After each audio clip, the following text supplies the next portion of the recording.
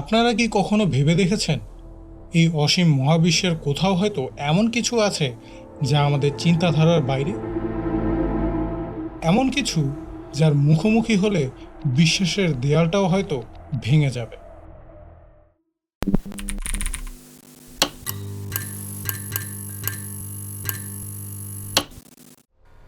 সাল 1952, 12ই সেপ্টেম্বর, পশ্চিম ভার্জিনিয়ার একটি ছোট গ্রাম ফ্ল্যাটউডসে সন্ধ্যায় তখন ঘনিয়ে এসেছে। গ্রামের কয়েকজন শিশু ফুটবল খেলছিল মাঠে। হঠাৎ আকাশের দিকে তাকিয়ে তারা স্তব্ধ। আগুনের মতো উজ্জ্বল একটি বস্তু আকাশের বুক চিরে ছুটে যাচ্ছে।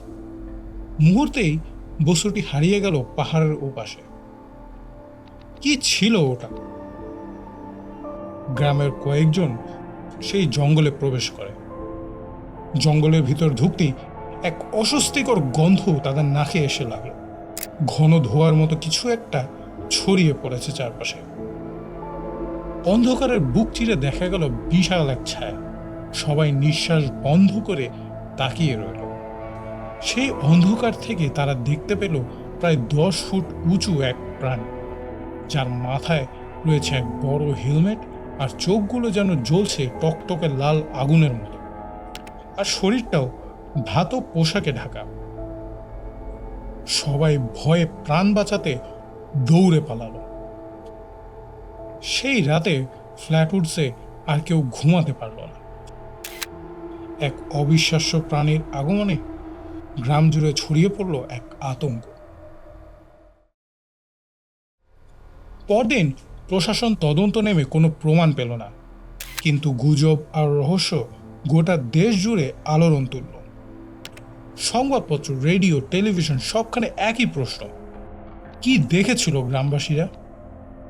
কেউ বলল উল্কা, কেউ রাশিয়ান গুপ্ত অস্ত্রের কথা বলল। কিন্তু যারা দেখেছে তাদের চোখে সেই ভয় কি মিথ্যে ছিল? এভাবেই ফ্ল্যাটউডসের সেই ঘটনা ইতিহাসে জায়গা করে নিল দ্য ফ্ল্যাটউডস মনস্টার হিসেবে। অনেক বিজ্ঞানী এবং গবেষকও ছুটে এলেন রহস্য উদ্ঘাটনে, কিন্তু রহস্যের পর্দা সরাতে পারলেন না কেউই। সময়ের সাথে সাথে রহস্য যেন আরো জটিল হলো। জো নিকেল এই ঘটনাটিকে একটি উল্কা ও একটি শস্যাগার প্যাঁচা হিসেবে ব্যাখ্যা করেন। তার মতে সেদিন আসলে আকাশে দেখা ওই আলোটি একটি উল্কা ছিল, এবং প্রাণীটি আসলে একটি গাছে থাকা প্যাঁচা, যার কারণে এটি বড় একটি মানুষের আকৃতির মতো মনে হয়েছিল। কিন্তু প্রায় অর্ধশতক পর 2002 সালে এলো এক বিস্ময়কর মোড়। সাবেক নাসা বিজ্ঞানী স্ট্যান্টন ফ্রিডম্যান দাবি করলেন সেই রাতে সত্যি অস্বাভাবিক কিছু ঘটেছিল। তার হাতে ছিল কিছু গোপন নথিপত্র, কিন্তু নথিপত্রগুলো প্রকাশের আগেই তার মৃত্যু হলো রহস্যজনকভাবে। সত্যিই কি স্ট্যান্টন গুরুত্বপূর্ণ কিছু আবিষ্কার করেছিলেন? সেই নথিপত্রগুলোতে আসলে কি ছিল? কিছু বিশেষজ্ঞ মনে করেন যে ফ্ল্যাটউডস মনস্টারের ঘটনা সরকার বা সামরিক বাহিনীর একটি গোপন প্রকল্পের অংশ ছিল।